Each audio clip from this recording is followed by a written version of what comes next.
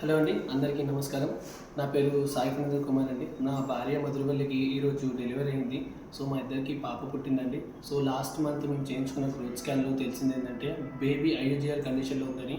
ఎందుకంటే present insufficiency వల్ల blood అనేది బేబీకి యాజ్ పర్ ది రిక్వైర్మెంట్ వెళ్ళకపోవడం వల్ల బేబీ గ్రోత్ అనేది సరిగా లేకపోవడం వల్ల బేబీ ఈరోజు 730 గ్రామ్స్తో పుట్టింది. సో చాలా చాలా ప్రీటమ్ బేబీ లాగా కన్సిడర్ చేస్తూ ఇమీడియట్గా ఎన్ఐసీలో అడ్మిట్ చేశారు.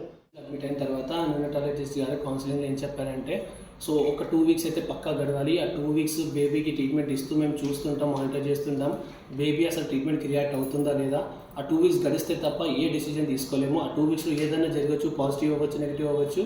బేబీ ఎలా రియాక్ట్ అవుతుంది, బేబీకి ఎలాంటి కాంప్లికేషన్స్ వస్తుంది, దాన్ని ఎలా ట్రీట్ చేయాలనుకుంటున్నాం అనేదే ఈ 2 వీక్స్లో చెప్పగలుగుతాం. కానీ మేము మీకు ఏది కూడా కన్ఫర్మ్ చేయలేదని చెప్పారు.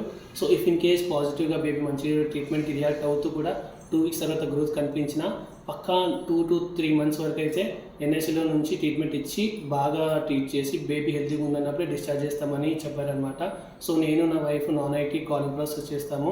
సో మా ఇద్దరికి కంపెనీ నుంచి ఉన్న ఇన్సూరెన్స్ ఓన్లీ తనకి నాకు 5 lakhs మాత్రమే ఉంటుంది. సో ఈ 2 వీక్స్ వరకు అయ్యే 10 lakhs వరకు అయ్యే ఖర్చు మాత్రం మాకు ఇన్సూరెన్స్తో హెల్ప్ అవుతుంది.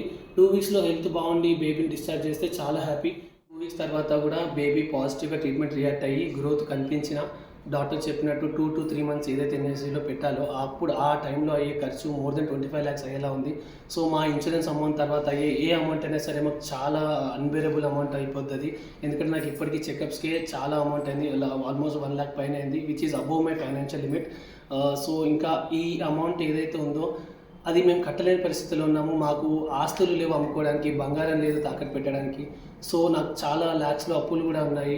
సో ఇప్పుడు బేబీని వదులుకోలేము, అలానే అమౌంట్ కట్టేంత స్తోమత కూడా నాకు లేదు. సో నేను ఇప్పుడున్న సిచ్యువేషన్కి మీరు నాకు సపోర్ట్ ఇస్తారని, నా పక్కనే ఉండి నాకు ఏదో విధంగా సహాయం కలిగేలా చేస్తారని ఆశిస్తున్నానండి. Thank you so much.